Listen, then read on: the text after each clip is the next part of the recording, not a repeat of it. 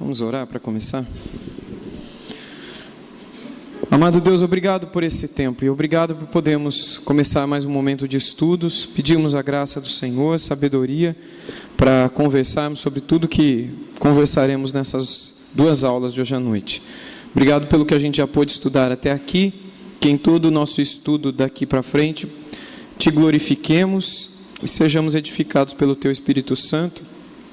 E que tudo isso, Pai, possa ser usado na Tua obra, na edificação do Teu povo, seja na pregação pública, seja num estudo com alguém, seja no discipulado, no aconselhamento, que não seja mero conhecimento armazenado em nossa memória, mas que seja algo que possa ajudar a outros também a crescerem em graça e conhecimento do Senhor. Em nome de Jesus. Amém, Pai. Amém. Vamos lá, então.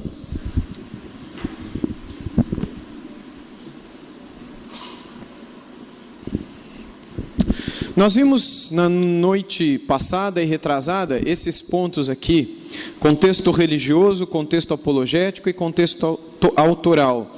Não sei se todos vocês estavam nas 2 noites passadas, deixe-me dar apenas um resumo rápido aqui para vocês. No contexto religioso, falando sobre o contexto religioso, nós falamos sobre as bases que fundaram todo o pensamento que os judeus tinham no período em que eles receberam o Pentateuco. Como é que era a mentalidade dos israelitas quando eles receberam o Pentateuco. Conscientes disso, nós entendemos o porquê de algumas coisas que estão presentes em Gênesis, Êxodo, Levítico, Número e Deuteronômio. Então nós entendemos um pouquinho sobre o contexto religioso babilônico, um pouco sobre o contexto religioso egípcio, em linhas gerais, obviamente, mas levamos uma noite inteira para isso. Depois procuramos entender um pouco sobre o contexto apologético, que é o contexto dentro do qual o nosso Senhor, Deus, inspirando sua palavra por meio de Moisés, deseja quebrar todas as ideias, ou a crosta de paganismo e de cosmogonias esdrúxulas, esquisitas e ridículas, que compunham a mentalidade e o ponto de vista deles, né, dos israelitas naquele tempo da história. Daí o Senhor vem,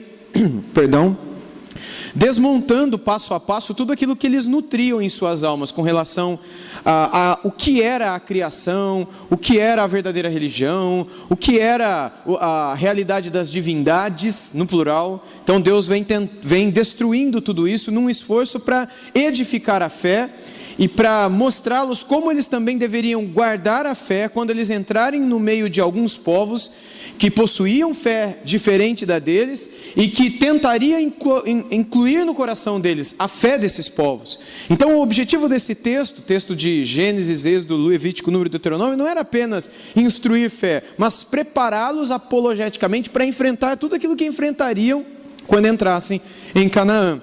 Então o Pentateuco também tem como propósito a apologética. Não tem, como eu disse para vocês, propósito científico, que é, curiosamente, um dos esforços maiores que nós vemos nos nossos dias. Quando pessoas vão para o texto bíblico, principalmente para o texto de Gênesis, para a porta de entrada do Pentateuco, vão para lá com um esforço científico de tentar encontrar ali alguma coisa que comprove alguma outra coisa que eles acreditam, como se esse fosse o objetivo principal do Espírito Santo ao revelar tal palavra para o seu povo, como se o objetivo de Deus fosse ensinar física ou astrofísica ou astronomia ou química ou biologia para aqueles hebreus que antes haviam sido escravos e foram eles, seus antepassados, por mais de 400 anos, e que quando chegam no deserto e recebem esse texto, não sabiam ler, não sabiam escrever, com raríssimas exceções, não sabiam fazer nada além de construções, pirâmides, casas, carregar pedras, trabalhos típicos de um escravo. Era isso que eles sabiam fazer. Nem lutar eles sabiam, nem se defender eles sabiam. Eles não sabiam absolutamente nada das artes militares, das artes outras que já naquela época existiam, excetuando um ou outro que vivia mais próximo das autoridades da época, como o próprio Moisés, que foi instruído nas leis do Egito. A maioria do povo não sabia nada de nada. E Deus não está então com Gênesis e o restante do Pentateuco querendo instruí-los com ciência, a não ser instruindo-os com fé de fato, com aquilo que eles deveriam nutrir em suas almas, e que deveria ficar bem guardado nos seus corações, para não só quebrar aquilo que eles receberam no passado, mas protegê-los diante daquilo que eles receberiam no futuro. Visto isso, nós partimos para a parte do contexto autoral, no qual eu expus para vocês, especialmente ontem à noite, um pouco sobre o debate entre as duas escolas de interpretação do Pentateuco. A escola mais conservadora, a escola mais mítica, também conhecida como liberal. Uma que tem por pressuposto a ideia de que Moisés é o autor do Pentateuco, da Torá, e que o Pentateuco possui a atividade redacional aqui e ali, como por exemplo, quando se trata da morte de Moisés, mas que no grosso, no todo, na parte maior desse livro, desse conjunto de livros, o que nós temos é a inspiração do Espírito Santo sendo dada para Moisés. Por outro lado, nós temos uma escola que diz que não, Moisés já estava morto há mais de 500 anos, quando o Pentateuco foi nos dado. E o Pentateuco foi coletado por algum redator ou alguns redatores, e foi fruto do trabalho de muitos escritores espalhados em muitas comunidades, em muitas cidades, em muitas perspectivas teológicas diferentes, e cada um deles tentando puxar a sardinha para o seu lado, tentando, colocar ou imprimir os seus pontos de vista mais do que o ponto de vista do outro dentro daquela porção que eles escreveram, e aí então o redator futuro pegou e juntou tudo isso e deu no Pentateuco. Essa escola, ela tem como objetivo desacreditar não só a autoria de Moisés, bem como tudo aquilo que é sobrenatural no texto do Pentateuco, tudo aquilo que é milagre, tudo aquilo que não pode ser provado. E aí a gente se lembrou de que isso nasceu no contexto da grande revolução que os escritos de Charles Darwin, por exemplo, imprimiu no final do século XIX, com a teoria da evolução, que por trás de si também tinha uma grande força daquilo que aconteceu no final do século XVIII, com a Revolução Francesa, e a explosão do racionalismo e do iluminismo, e tudo aquilo que as pessoas na época nutriam em seus corações, de que você só poderia acreditar naquilo que pudesse ser provado. Então o empirismo ganha muita força nessa época. Você só pode crer que esse púlpito é de madeira se você vier aqui, pôr a mão nele, e você fizer algumas pesquisas para comprovar que isso daqui não é uma pedra, não é um gesso, não é argila, mas é madeira mesmo. Você extrai algumas coisas e você leva isso para o laboratório, e ali por meio de um método científico você experimenta e empiricamente você comprova, não, isso é madeira, e você descreve até mesmo de que árvore ela foi feita. Se você não puder fazer todo esse esforço e utilizar essa metodologia científica, você não pode acreditar naquilo. Une isso com toda a teoria da evolução e você junta essas duas forças, o empirismo iluminista com a força do evolucionismo, e você traz isso para o contexto teológico, você tem o nascimento do liberalismo teológico. Você tem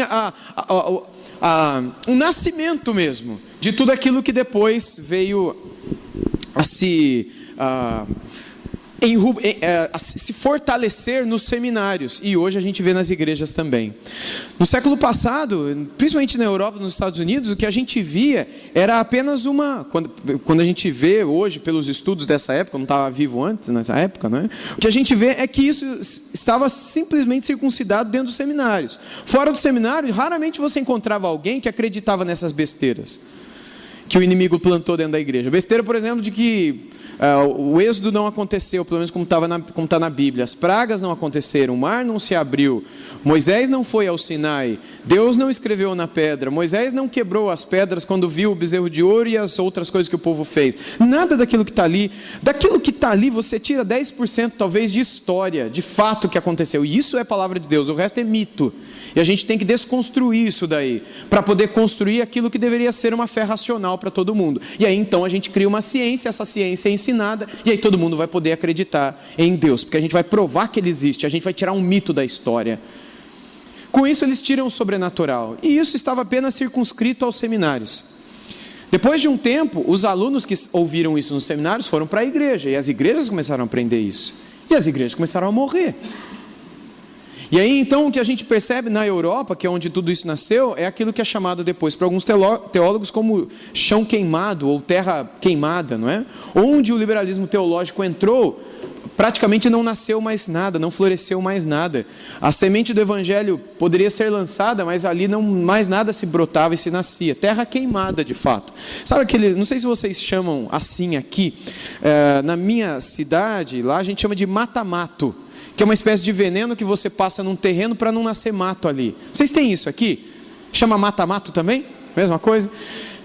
O liberalismo teológico é um mata-mato. É assim que se chama? Vocês estão entendendo que estou vendo a conversa? Não, é outro nome? Como é que chama? Veneno mesmo, chama veneno. É um veneno, mas lá o povo chama de... Na verdade é o povo que chama, não tem esse nome, né? Cientificamente é outro nome. Mas lá, por exemplo, se você tem um terreno e você quer mantê-lo sempre sequinho, sem muito mato, para a prefeitura não te multar por causa do mato e dos bichos incomodando os vizinhos do teu terreno, você aplica mata-mato no mato do terreno e aquilo lá, a terra se queima e mais nada nasce ali. Você não pode nem plantar nada ali, porque se você plantar, você pode comer alguma coisa envenenada. O liberalismo teológico é um mata-mato, é um veneno, que onde foi lançado não somente matou as igrejas, como tornou aquele lugar totalmente inacessível mais ao florescer do evangelho. Quando você olha para as igrejas hoje na Europa, na grande maioria das cidades, a gente não vê mais igrejas. As igrejas foram vendidas, se transformaram em boates, em bares, em restaurantes, quando não, foram compradas para serem destruídas, para no lugar delas serem construídos alguns edifícios comerciais, ou residenciais, ou praças públicas, ou mesmo cemitérios. Se vê de tudo hoje em dia. Nos Estados Unidos não foi assim, no começo, porque a coisa é importada, não é? É exportada, alguns dizem da Alemanha para a Inglaterra, e da Inglaterra para a América do Norte, e da América do Norte vem para cá, e para outros lugares aqui da América do Sul.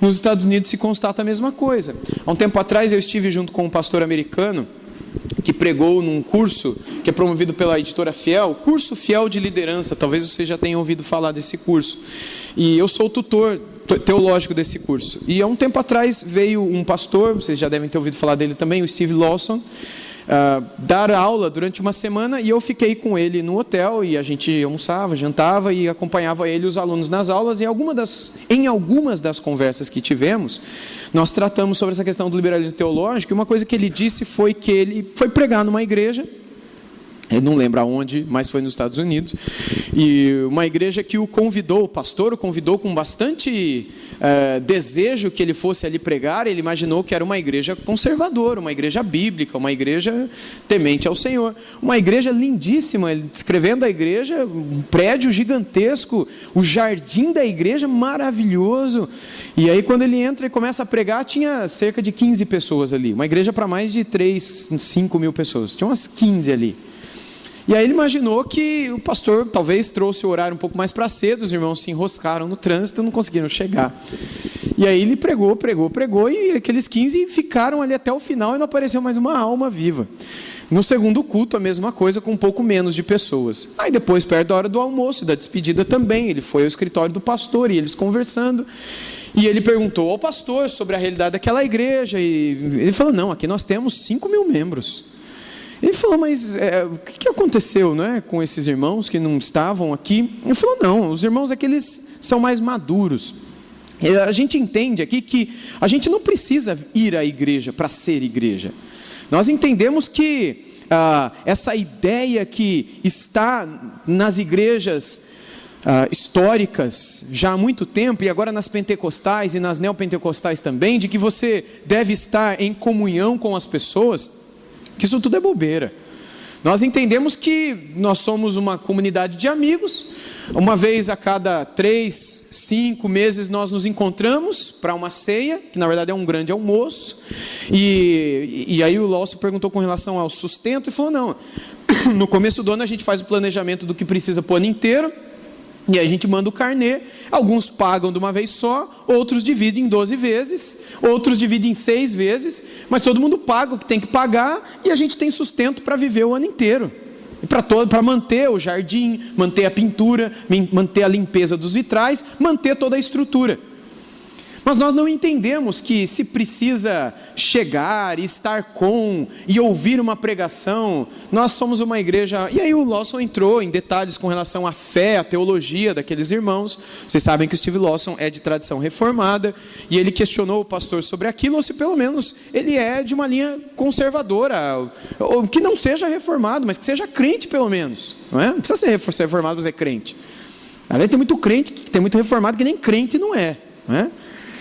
Mas enfim, essa é outra história. Então ele mencionou essas coisas e o pastor falou, não, a gente também amadureceu, a gente foi além. Essas coisas de reformado, calvinismo, arminianismo, milenismo, esses ismos são doenças na igreja.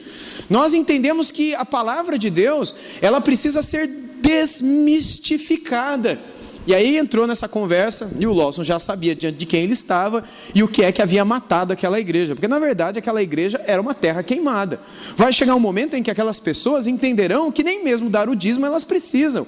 Aliás, eles nem chamam mais de dízimo, mas chegará um momento que elas amadurecerão. Na verdade isso não é um amadurecimento, isso é uma enfermidade, a ponto delas não mais participarem de nada. O que acontecerá é que essa igreja não terá mais dinheiro para se sustentar, terá que ser vendida e se transformará numa boate, como aconteceu com muitas igrejas na Inglaterra, na Suíça, na Escócia, na Alemanha e em tantos outros países. Então o que nós encontramos hoje é que onde essa visão liberal e mítica sobre a autoria do Pentateuco entrou, a consequência foi a destruição. Agora não pense você que essa destruição aconteceu da noite para o dia. Não pense você que essa terra queimada, ou que esse mata-mato, destrói aquelas plantas de uma semana para outra, de um ano para o outro. Trata-se de um processo que leva anos, décadas. Trata-se de um processo que, do meu ponto de vista, leva pelo menos uns 40, 50 anos. É de uma geração para a outra que se percebe as consequências do liberalismo teológico que entrou na igreja. Aqui no Brasil, quando eu fiz seminário, quando eu comecei o seminário no ano de 2000, há 16 anos atrás, eu tive professores que me ensinaram que o Mar Vermelho não se abriu. Aliás, a pergunta em sala de aula foi essa, né? Começo do ano, professor de introdução à teologia, a classe com 50, quase 60 alunos, e ele faz uma pergunta. Isso na primeira semana de aula. Quem aqui acredita que o Mar Vermelho se abriu? Levanta a mão. Aí eu levantei. Aí eu olhei para o lado, aí o professor começou a vir em minha direção.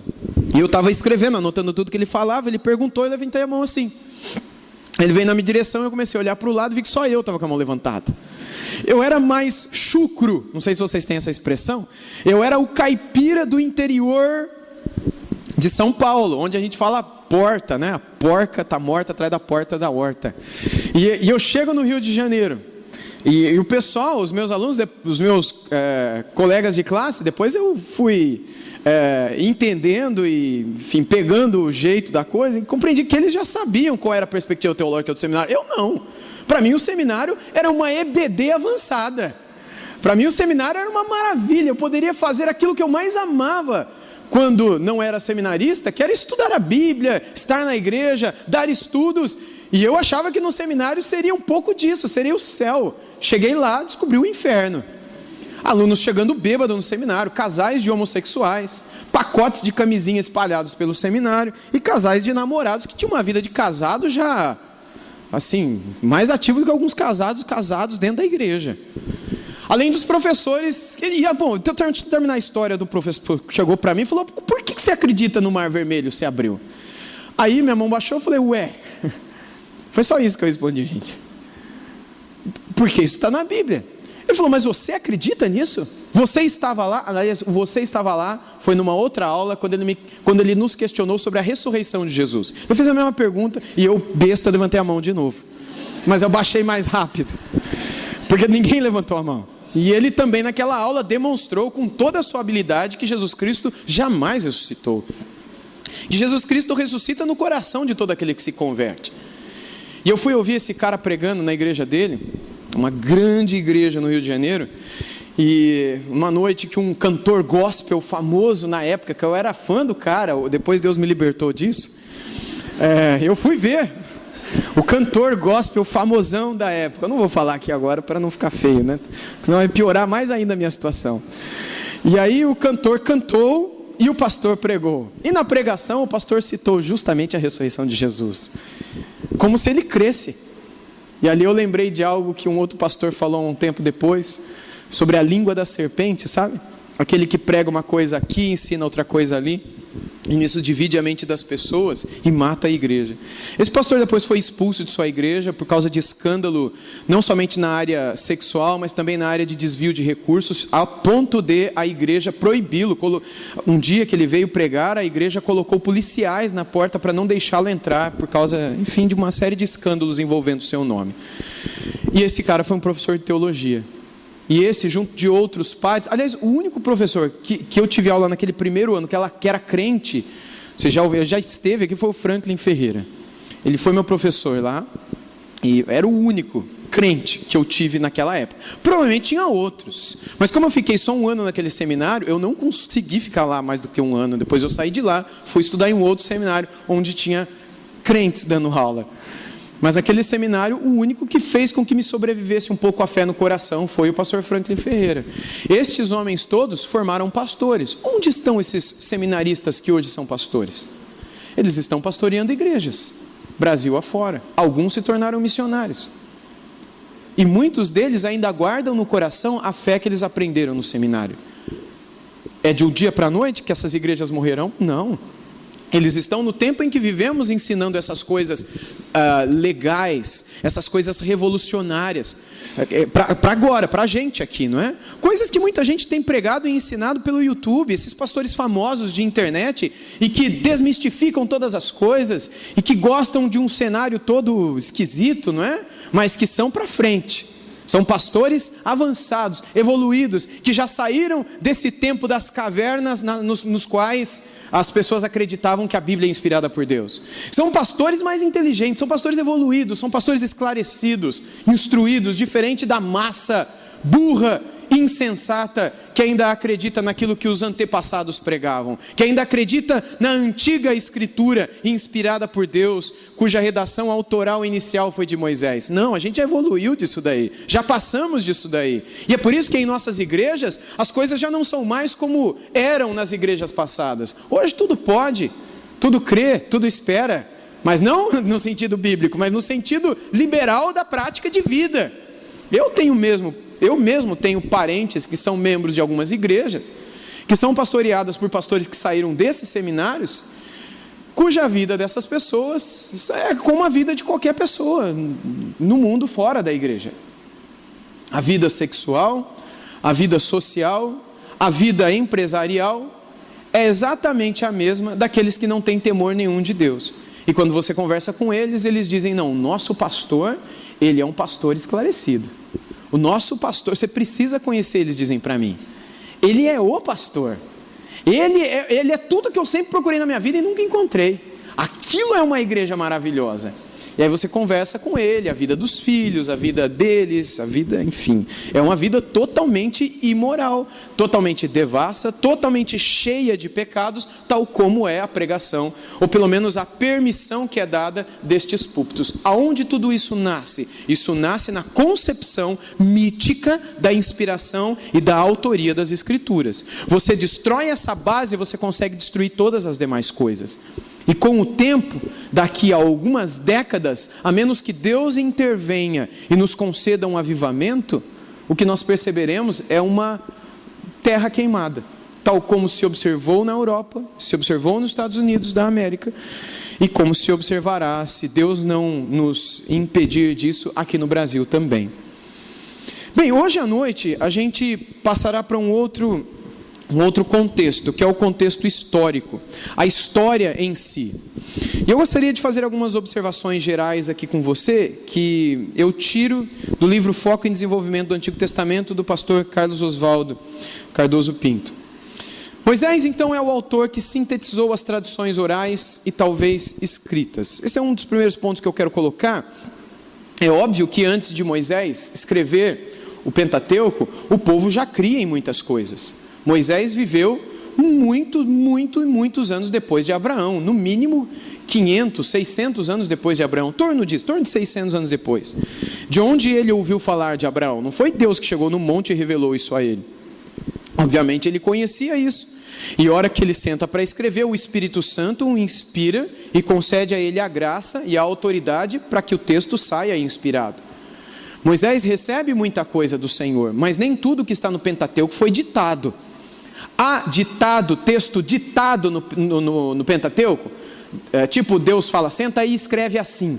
E aí Deus fala no princípio. Deus. Nem tudo no Pentateuco é assim. Existe sim ditado lá, mas é a minoria. É uma parte menor do conjunto total. Dentro do conjunto que nós encontramos é a utilização de recursos já escritos e de recursos que foram trazidos pelo povo, que o povo contava. Eu vou falar um pouco mais disso mais lá na frente, não é? Um outro ponto é que o objetivo principal é destruir o politeísmo, o paganismo e todas as cosmogonias bizarras que o povo nutria naquela época. Eu já falei bastante disso também nas noites passadas. E na forma final do Pentateuco foi dado nas Campinas de Moabe por volta do ano de 1445. Essa data aqui não é exata, meus irmãos, 1455 e 45 a.C., né? Ela é disputada a data. Algumas pessoas vão colocar 1550, outros vão colocar 1350, enfim, mas gira em torno desse tempo. Isso os conservadores. Os liberais vão falar que é do ano 900, ou mais, não é? Mas porque eles não têm nenhuma preocupação com a inspiração ou coisa assim. Então, a Bíblia, ela afirma de forma direta e também de forma indireta que os seus primeiros cinco livros foram escritos por Moisés. Por exemplo, Êxodo 17:14, se vocês quiserem abrir comigo, vamos ver só alguns trechos do Antigo Testamento que abordam isso. Livro de Êxodo, capítulo 17, verso 14.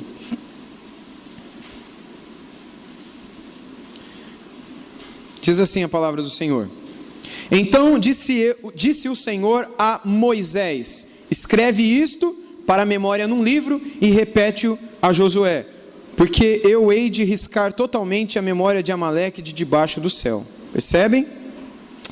Agora um outro texto, Número 33, 1 e 2. Vá comigo lá para Números 33.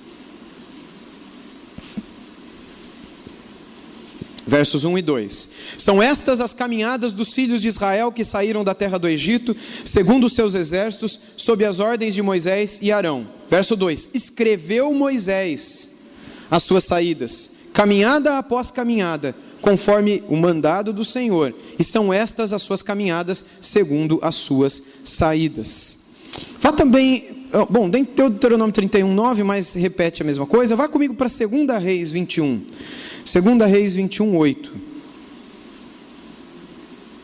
Segundo livro de Reis, capítulo 21, verso 8, diz assim: E não farei que os pés de Israel andem errantes da terra que dei a seus pais, contanto que tenham cuidado de fazer segundo tudo que lhes tenho mandado e conforme toda a lei que Moisés, meu servo, lhes ordenou. A lei, Torá para a gente aqui é Pentateuco. Quem deu o Pentateuco ao povo, para que o povo seguisse? Moisés, segundo a fé na época dos reis. Vá lá comigo para Mateus 19 agora, para a gente encerrar esse período de análise, pelo menos nas Escrituras. Mateus 19. Aqui nós temos o próprio Cristo mencionando a autoria mosaica. Mateus 19, versos 6 e 7.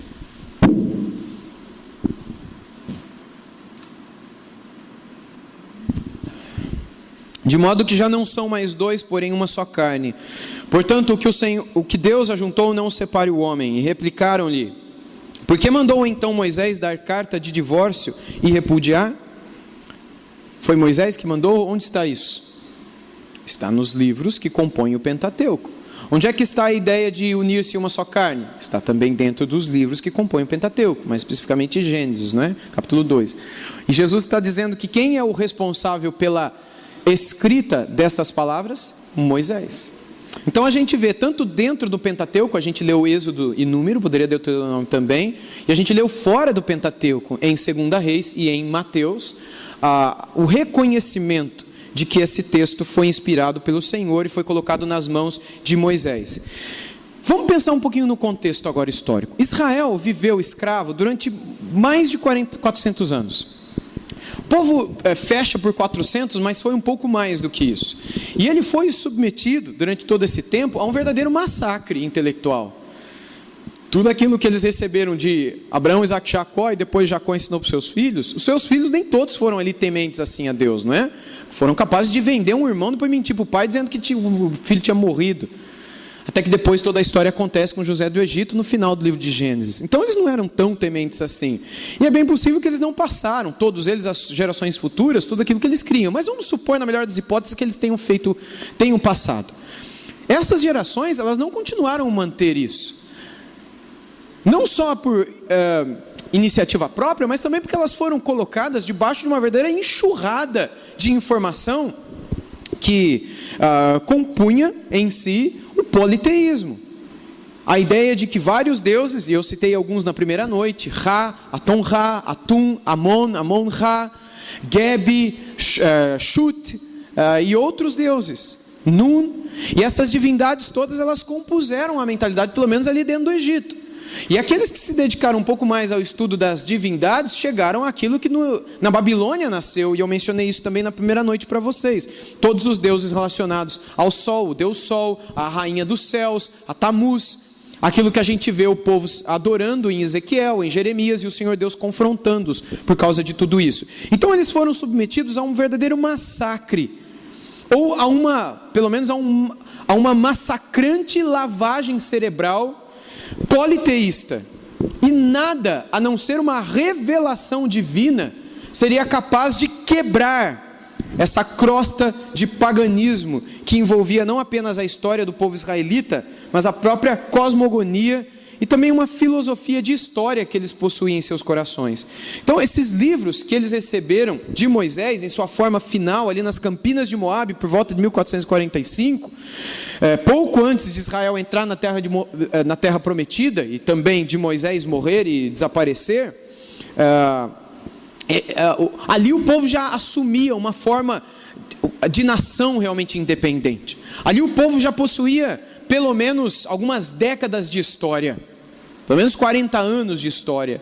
Ali o povo já estava consolidado. Aquele povo que chega naquela altura do campeonato já não é mais o povo que nasceu e que viveu a escravidão do Egito. Lembra de que dos que saíram da escravidão do Egito, só 2 entraram na terra prometida, Josué e Caleb. O resto morreu tudo, e saiu mais de 2 milhões, 2 milhões de pessoas.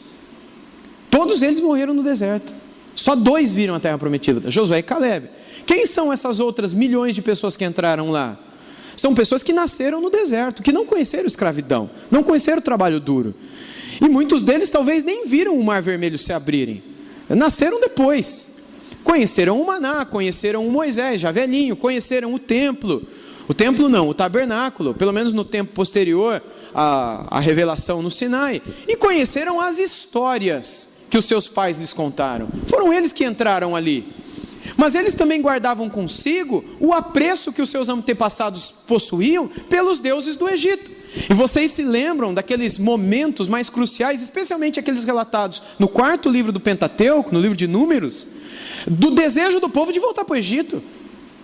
E não pense você que era apenas por causa do alho, do cebolão, do pepino e das carnes, das codornizas que eles tinham em abundância, a carne dessas aves para comer lá no Egito.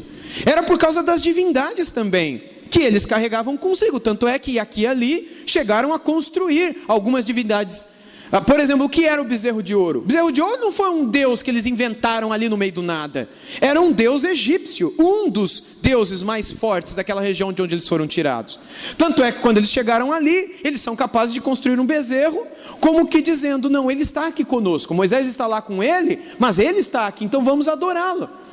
Não se espante de o próprio Arão concordar com aquela construção. Por que Arão não parou com tudo aquilo? Por que ele recebeu toda a peça de ouro e consentiu com aquela destruição, trazendo tanta tristeza para o coração do seu irmão? Porque aquilo estava muito incrustado na alma desse povo. E eles não perderam isso do dia para a noite. O texto então do Pentateuco, dentro do contexto histórico em que eles viveram, tinha como objetivo ajudá-los a não serem apenas uma nação ali independente agora formada, em plena condição de entrar na terra de Canaã e se constituir como povo, mas também foi dado como, agora vocês são um povo, agora vocês vão ter a sua terra, agora vocês vão ter as suas casas, agora vocês vão ter os seus líderes, mas eu quero que vocês também tenham a sua história e a sua fé, aquilo em que vocês acreditarão e aquilo que vocês pregarão, porque vocês serão luz das nações. E isso já estava claro desde Gênesis 12. Porque Abraão, quando é chamado, que é o pai de toda essa gente, é o pai da fé e é o pai da nação, porque tudo saiu dele. Este povo agora o povo é aquela constelação, aquele palio estrelado que Abraão viu quando Deus mandou ele para fora e falou, olha para o céu, tenta contar. Vai no mar, conta as areias. Então, vai ser assim a tua descendência. Agora as estrelas estão ali, diante de Jericó. Abraão já tinha morrido há séculos, mas a promessa de Deus estava se cumprindo, pouco a pouco, mais e mais. Eles precisavam agora então ter um documento que pudesse recordá-los de onde eles vieram, quem eles são e para onde iam. E lá atrás, quando seu pai Abraão foi chamado, Deus disse que por meio da fé dele e de seus descendentes, todas as nações da terra, todas as famílias da terra seriam abençoadas. Em ti serão benditas todas as famílias da terra, está lá em Gênesis 12. Inclusive aquelas de Canaã, as da Babilônia, as do Egito, as do mundo todo. Logo Israel seria luz, seria bênção, seria diferença para as nações. Seria o povo que exerceria a força centrípeta, no sentido de atrair gente de todos os cantos para aquele centro, no qual Deus brilharia. O centro seria mais à frente, a própria cidade de Jerusalém, e nesta, o próprio Monte Sião, e neste, aquele lugar específico onde Abraão foi sacrificar Isaac, e que onde seria construído o templo, e onde se construiria o Santo dos Santos. No exato lugar onde hoje está o domo, ou a cúpula, ou aquela mesquita de Omar, quando você olha para o mapa de Jerusalém, foto de Jerusalém, você vê aquela cúpula dourada, que muita gente acha que é igreja. Tem até algumas bíblias antigas, católicas, que trazem na capa inicial a cúpula dourada, como se fosse uma igreja. Lá não é uma igreja, lá é uma mesquita muçulmana, é o terceiro lugar mais sagrado para os muçulmanos do mundo inteiro, porque eles acreditam que ali Maomé foi assunto aos céus, e eles construíram exatamente no lugar onde o templo de Israel, onde o lugar mais sagrado, é o Santo dos Santos ali. O templo foi destruído, só sobrou uma parede de arrimo, que hoje é o lugar mais sagrado dos judeus, que é o Muro das Lamentações, que fica no canto assim, não é? Enfim, nesse tempo todo, o povo precisava desse documento. Esse documento foi dado com essa intenção. O Carlos disse o seguinte no seu livro: seus 5 livros deram a Israel a perspectiva divina sobre o surgimento do universo e da nação israelita, bem como sobre o papel que ela desempenharia no plano de Deus. Tais noções eram fundamentais na hora crítica em que Israel se defrontaria com a mais idólatra e imoral das antigas culturas do Oriente Médio, os povos de Canaã. Naquela hora crucial, então, Gênesis é dado, e todo o Pentateuco, como uma forma de preparar Israel apologeticamente contra o paganismo que eles encontrariam na Terra Prometida, além de retirar deles aquela casca, não é, de paganismo que já havia recebido como fruto do seu passado no Egito. Então o texto foi dado, a data, não é? Por volta de cerca de 1445 a.C. Vamos tentar entender um pouquinho da história e de como uma linha do tempo a gente consegue entender isso. Eu gosto muito de linhas do tempo, não é? Bem, por volta do ano de 1610 a.C., Sequenenre começou a expulsão dos Ixos. Deixa eu explicar isso para vocês. Abraão, ele viveu por volta, aí vai ter um monte de gente que muda a data, tá? Mas é por volta do ano 2000 a 2200 a.C.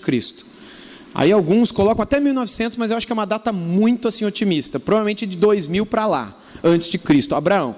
Aí tem Abraão, tem o Isaac, tem o Jacó, e o Jacó tem os 12, e os 12 vivem a situação de fome. Aliás, os 11 vêm de José, José vai para o Egito, no Egito ele se torna um grande administrador, o segundo depois do rei, depois do faraó, e aí por causa da fome no mundo inteiro, vem Jacó e os 11 para lá, os 11 se encontram com ele, acontece toda aquela situação fantástica que está no final do livro de Gênesis, e ali eles permanecem. José pede para o faraó uma região que não era muito habitada, na qual era possível apacentar rebanhos, coisa que era mal vista ali no Egito. Os pastores eram gente mal vista no Egito, e sua família era pastora.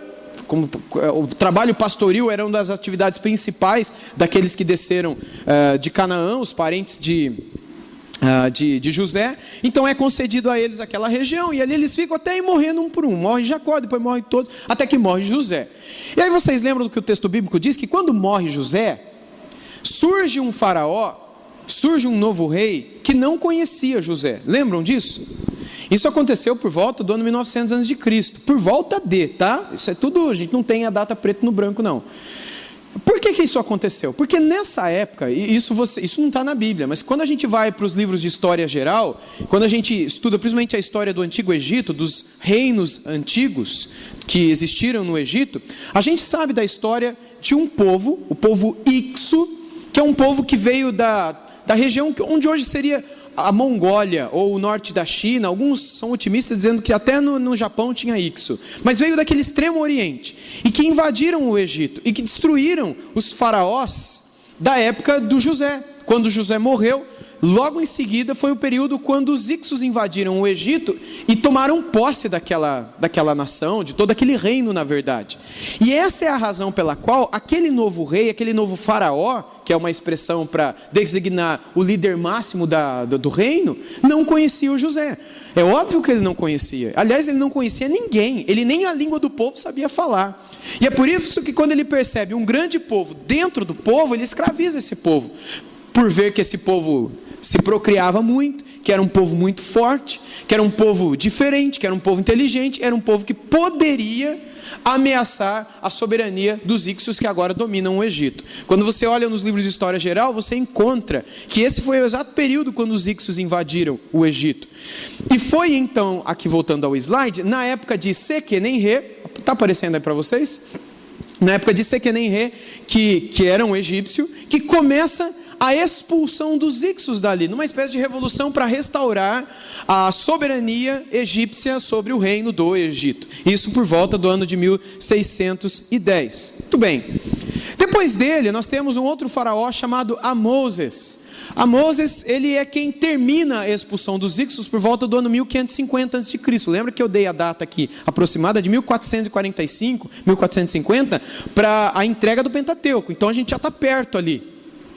Por volta da época desse faraó chamado Amoses, não tem nada a ver com Moisés. Aliás, a palavra Moisés vem de Moshe, de onde vem também a palavra Moses, não é? Que é um termo hebraico que era muito comum dentro daquela cultura egípcia também, esse tipo de nome, não é? Então, um pouco depois ainda nós temos Tutmoses I, perceba o Moses aparecendo aí de novo, onde nós temos várias expedições acontecendo tanto para o sul quanto para o norte, numa espécie de expansão do reino, uma espécie de, agora que nós recuperamos a soberania egípcia sobre todo o reino, sobre todo o império, vamos expandi-lo novamente, e isso acontece por responsabilidade desse homem. E aí surge na história uma tal de Hatshepsut, que é curiosa pelo fato de ser a primeira mulher famosa e com grande autoridade em todo o reino. Essa é aquela conhecida como talvez a filha de Faraó, a famosa rainha. O Carlos Oswaldo, naquele livro que eu já apresentei para vocês, no Foco e Desenvolvimento do Antigo Testamento, ele faz algumas pesquisas em vários documentos científicos, históricos e, enfim, antigos. E ele traz algumas informações interessantes sobre essa mulher, que são obtidas desses documentos, inclusive que estudam a história do Egito. E que ela era uma mulher muito resoluta, uma mulher muito capaz, e que ela era o verdadeiro poder do Egito, em lugar do seu marido, que era o Tutmoses II, não é? Depois do Tutmoses I, mas ele era, segundo as expressões de Carlos, nessas pesquisas que ele fez, era pusilânime, era fraco e era alguém sem muita expressão, um verdadeiro covarde, destituído de coragem, fraco.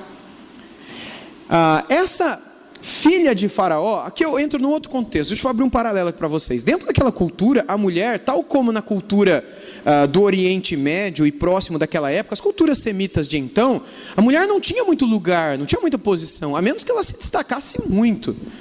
Tanto é que na época dos judeus, dos israelitas, do povo hebreu entrando em Canaã, até mesmo na época de Cristo, embora Cristo foi contra isso, ele quebrou isso, mas a mulher, a criança e o jumento tinham o mesmo valor.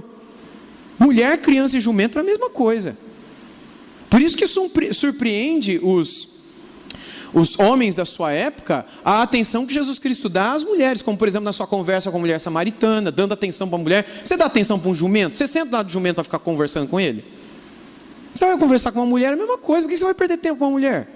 Por que você perde tempo com uma criança, conversando com uma criança que não sabe de nada? Criança não sabe nada, mulher não sabe menos ainda, e jumento, é tudo a mesma coisa. Então, na mentalidade desses homens dessa época, Jesus quebra com isso. O apóstolo Paulo prega com isso, embora alguns ignorantes encontrem machismo nele, mas é por pura ignorância, eu nem acho ruim. Porque se lesse um pouco mais, conhecesse um pouquinho mais, perceberiam que ele era o oposto de machismo. Mas é por pura ignorância e preguiça intelectual, por ler a Bíblia assim, machismo. Mas não se preocupam em mergulhar, eles nem raspam a tinta. Ele mergulhar no texto, menos ainda. Alguns encontram machismo em Jesus, se conhecessem pelo menos como era o povo daquela época, veriam a verdadeira revolução que estes homens do Novo Testamento fizeram em sua cultura e época com relação à abordagem que se deu às mulheres, à permissão que se dava às mulheres, permitir que mulher sustenta ministério, permitir fazer encontros oficiais de uma determinada instituição, a igreja nascente ali em casa de mulheres, permitir que mulheres se tornem discípulas, perdoar mulheres, como Jesus fez no caso daquela apanhada em adultério e outras coisas mais. O próprio Deus chamar o seu povo de mulher, ou a igreja de noiva, você pode chamar de tudo, menos disso. Aí a gente entra em outro, mas não vou entrar aqui porque não cabe aqui agora.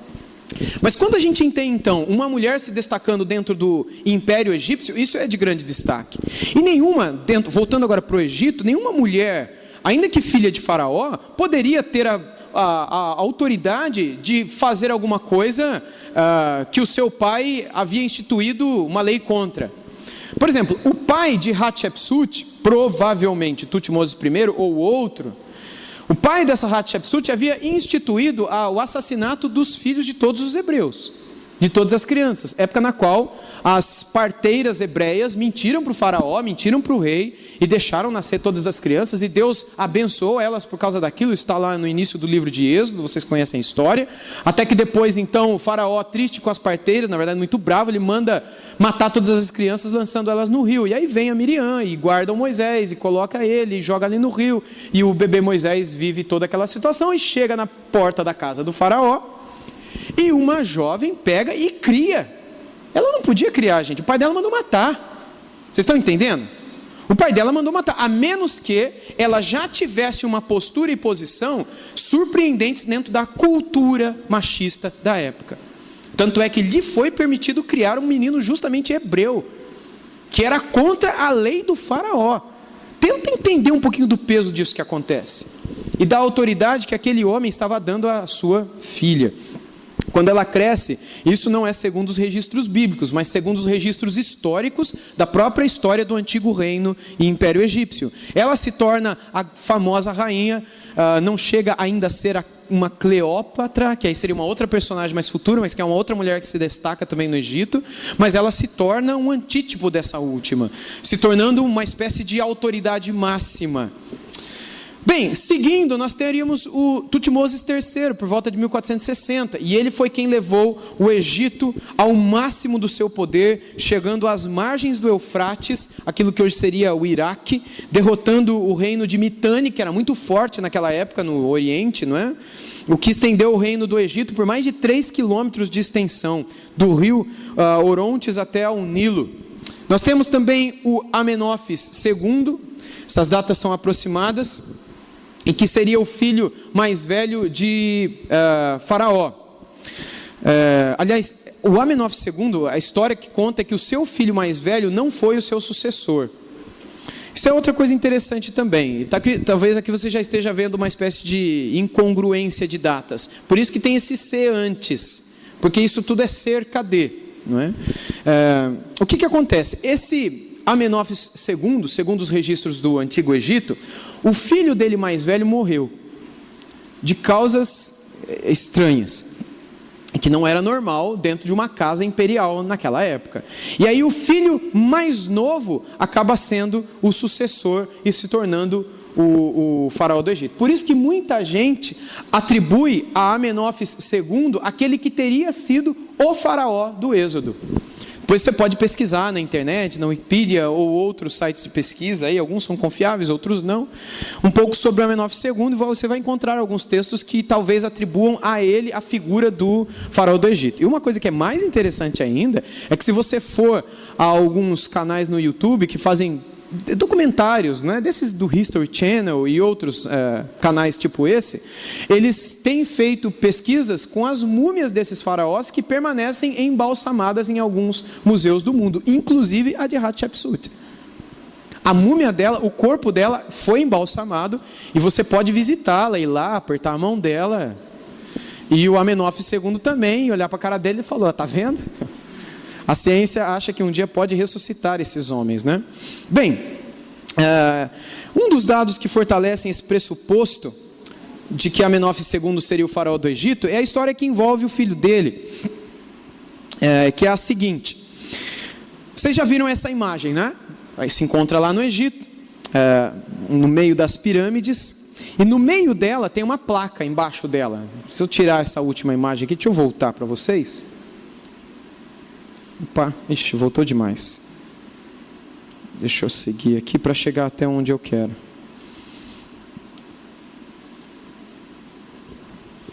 Eu estou muito tentado a atrasar essas datas um pouco, porque elas não batem com aquilo que hoje eu tenho estudado e tenho concebido com relação à composição final. É bem provável que essa data, por exemplo, de Amenófis II, isso é uma coisa minha com vocês agora, não oficial, mas coisa fruto de estudo pessoal e que talvez eu mude daqui a um tempo quando eu tiver um pouco mais certeza do que eu vou falar aqui agora. Mas essa data que está aí cerca de 1435, que eu tirei de alguns professores do Antigo Testamento, de alguns livros já publicados, alguns até estão aí, eu atrasaria ela para 1500 mais ou menos.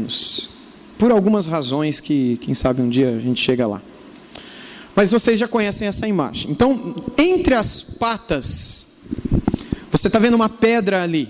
E aí tem as imagens aqui que aproximam. Alguém aqui já foi para lá? Levanta a mão. Ninguém foi ainda. Quando você for, você lembra-te de mim, quando entrares na agência. Aí essa é a placa que está entre as patas da estátua. E nessa placa contém-se uma história. E a história que está lá é muito interessante. E essa história fala justamente sobre o evento que aconteceu com o filho mais velho do faraó. Lá se diz o seguinte.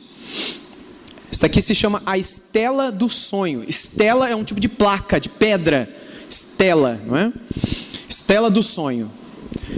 A história conta que o filho mais novo de Amenófis II, ele não é o que está escrito ainda não, tá? O filho mais novo do Amenófis II, ele estava no deserto, e aí ele passou do lado daquela grande estátua, e aí então ele está com muito sono, e aí ele deita ao lado da sombra que a cabecinha da estátua fazia, porque ela quase toda estava coberta de areia. Está entendendo? O filho mais novo, que não seria faraó, que tinha um irmão mais velho, que morreu na última praga, ele deita do lado da cabeça da esfinge, que é a única coisa que sobrou ali, dorme lá no sonho, e ele tem um sonho lá, dormindo. Aí no sonho, a imagem diz para ele o seguinte, que é o que está escrito aí agora, ó. Dar-te-ei a realeza sobre a terra, como cabeça dos seres vivos. Tu levarás a coroa branca e a coroa vermelha sobre o trono de Geb, que é um dos deuses, né? O deus terra dentro da cultura egípcia, o príncipe dos deuses. É aqui que agora a areia do deserto me atormenta, a areia por cima da qual eu estava em outro tempo. Ocupa-te de mim, para que possais realizar tudo o que desejo. Eu sei que tu és meu filho e meu protetor. Enfim, aí o que acontece? Ele limpa essa imagem, ele tira dela todo o barro, e a continuação da história diz que ali naquele lugar... Eita, voltou demais de novo. Deixa eu correr aqui então. Diz a história então que a consequência é que aquela imagem no sonho prometeu a ele que ele seria o faraó, e pouco tempo depois, de causas inexplicáveis, isso dizem os livros de história geral, o irmão mais velho daquele jovem que teve o sonho encostado na cabeça dessa imagem que vocês estão vendo, o irmão mais velho dele morre, e ele se torna o faraó do Egito, acontecendo exatamente aquilo que ele sonhou debaixo daquela imagem. E então ele faz com que essa pedra seja escrita e colocada entre as patas daquela imagem, para que a história de sua ascensão ao trono fosse contada e conhecida em toda a história. E aí a linha do tempo segue. A gente tem o Tutmoses IV, que é o cara da estela do sonho, que é o cara que sonhou lá, né, e que sucedeu o Amenófis II, seu pai. Depois dele, em 1390, a gente tem aproximadamente, eu reduziria isso talvez uns 80 anos, 100 anos, eu reduziria tudo isso cerca de 80, 100 anos. A gente tem o Amenófis III, que é da época das cartas de Amarna, que não manteve, foi na época em que os egípcios não mantiveram o seu poder sobre a Palestina. Isso é muito curioso. Talvez essa data seria essa mesmo. Porque foi nessa época aí, cerca de 1390, 1400, 1420, 1430, por ali, mais ou menos, não é? Antes de Cristo, em que conta-se nessas cartas de Amarna, vou colocar algumas delas, essa daí é uma delas, uma das pedras de Amarna, estão vendo aí? Estão disponíveis também para pesquisa e conhecimento em alguns museus espalhados. Se eu não me engano, essa está no British Museum, em Londres, um museu britânico. E nela se conta que nesse período da história, os egípcios perderam o domínio de algumas cidades-reino dentro da Palestina. E é interessante que nessa época também surge, voltou tudo de novo. Antes de ir para o cara. Bom, voltou para as pedras de Amarna. Outra coisa que é interessante também, dessa época da pedra de Amarna e de Amenófis III, o filho do Tutmoses IV, ou pelo menos o sucessor dele, é que se fala de um povo que dominava aquela região. Então não somente é descrito que nesse período a Palestina não estava mais debaixo do poder do Egito, mas o povo que ali estava era um povo que era conhecido como Abiru, ou Abru, ou Apru, ou Apiru, que seria uma designação, desculpa ficar repetindo, mas é os nomes que eles dão, Abiru, ou Apiru, ou Abru, ou Apru, que hoje os historiadores dizem que seriam os hebreus, que seria uma possível indicação da invasão dos hebreus sob o comando de Josué desse lugar, porque é justamente nessa época que a história geral descreve estas coisas, e que esses documentos escritos em pedras de forma cuneiforme revelam aquilo que, quando a gente vai para a Bíblia, é a mesma época que Josué com os hebreus, os Abrus, não é? Os Aprus, eles entram ali e dominam a região da Palestina e de Canaã. É época em que o Egito perde o seu domínio. Então a gente tem aqui, gente, por que eu estou fazendo esses paralelos aqui? Para mostrar para vocês que essas histórias que estão na Bíblia encontra em documentos extracanônicos, fora da Bíblia, comprovação histórica para os eventos que estão ali. Vocês estão entendendo? Porque quando a gente ouve alguns míticos, alguns liberais, alguns dessa escola de interpretação histórico-crítico das Escrituras, descrevendo o texto do Pentateuco, eles descrevem aquelas histórias como histórias que nunca aconteceram.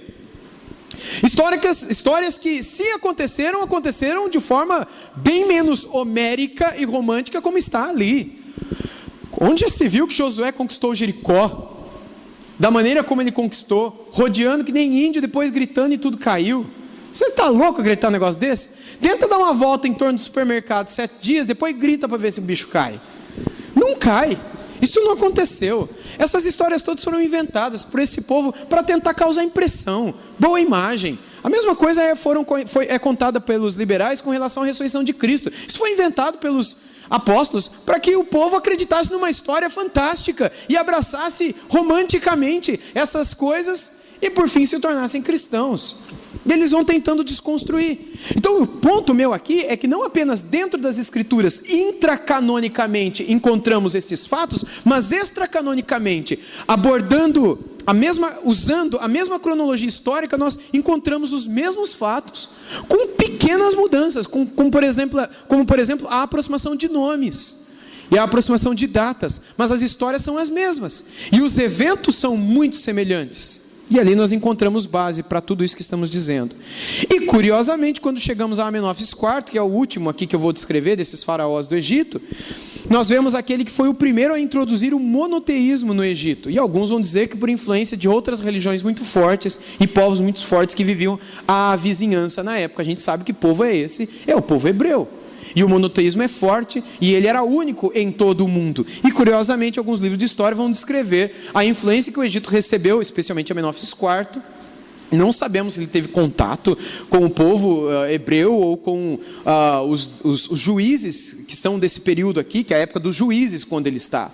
A época de Sansão, a época de Débora e outros dos juízes que existiram. A gente não sabe se ele teve alguma influência, algum contato, como muitos no mundo tiveram na época. Mas o ponto é que o monoteísmo, curiosamente, nessa época, quebra toda a história dos egípcios, e todos aqueles deuses que eles criam desde sempre, deuses de Mênfis, deuses de Hermópolis, deuses de Heliópolis, deuses de Tebas, deuses de várias regiões e cidades, e vários deuses, isso tudo agora é quebrado, e eles creem num Deus Sol, num Deus só, que seria o Deus Sol.